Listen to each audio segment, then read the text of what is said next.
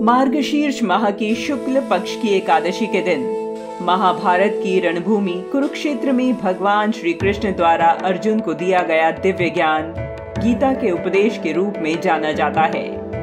पूरे विश्व में मात्र श्रीमद् भगवद गीता ही एकमात्र ऐसा ग्रंथ है जिसकी जयंती मनाई जाती है। कुरुक्षेत्र की रणभूमि में अर्जुन के सारथी बने भगवान श्री कृष्ण ने उन्हें मोह में फंसता देख अर्जुन को उनके कर्म और कर्तव्य से अवगत करवाया और जीवन की वास्तविकता से उनका सामना करवाया। श्री कृष्ण ने अर्जुन की सभी शंकाओं को दूर किया। उनके बीच हुआ यह संवाद ही श्रीमद् भगवद गीता है, जो आज भी लोगों को सही गलत में फर्क समझने एवं जीवन को ठीक तरीके से जीने का तरीका सिखाती है। महाभारत काल से लेकर आज तक श्रीमद् भगवद गीता मानव जीवन के हर उस पहलू को छूती है जिसमें एक आम आदमी अपने जीवन काल से गुजरता है।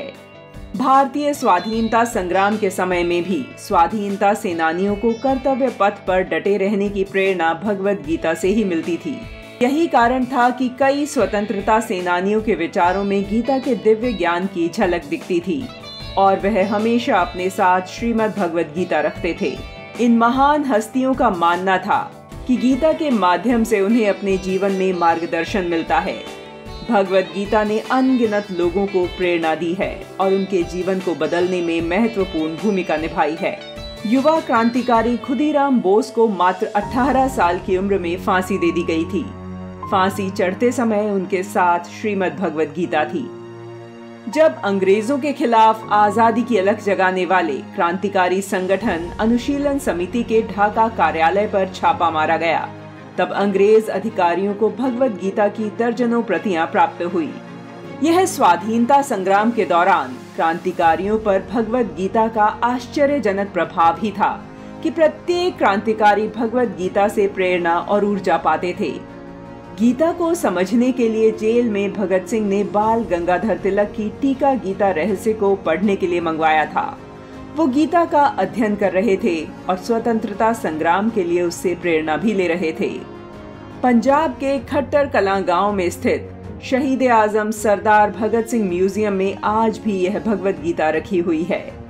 राष्ट्रगीत वंदे मातरम के रचयिता बंकिम चंद्र जी ने गीता को समस्त मानवता के लिए आदर्श के रूप में देखा था।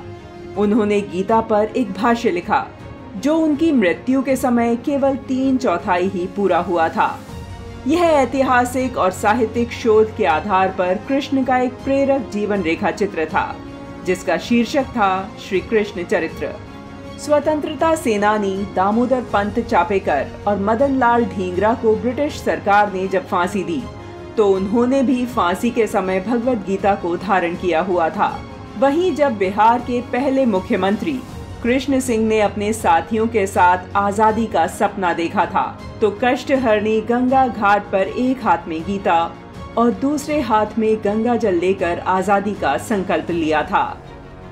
नेताजी सुभाष चंद्र बोस के भतीजे के अनुसार नेताजी जो सामान सदैव अपने साथ रखते थे उनमें से एक श्रीमद् भगवद गीता भी थी। ब्रिटिश सामाजिक कार्यकर्ता एनी बेसेंट भगवद गीता का अनुवाद करने वाली पहली महिला हैं।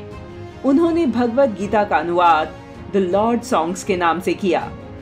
उनके अनुसार आध्यात्मिक व्यक्ति बनने के लिए जरूरी नहीं है कि कोई व्यक्ति एकाकी जीवन बिताए।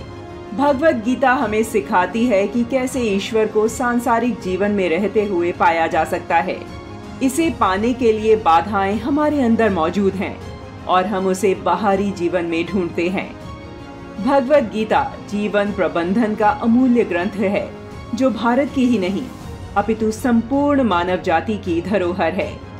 एनी बेसेंट सहित दुनिया की कई अन्य महान विभूतियों द्वारा प्रायः गीता का उल्लेख किया जाता है। इन महान हस्तियों का मानना है कि गीता के माध्यम से उन्हें अपने जीवन में मार्गदर्शन मिलता है। भगवद गीता ने अनगिनत लोगों को प्रेरणा दी है और उनके जीवन को बदलने में महत्वपूर्ण भूमिका निभाई है। इसी प्रेरणा का परिणाम है कि भगवद गीता को 80 भाषाओं में अनुवाद किया जा चुका है।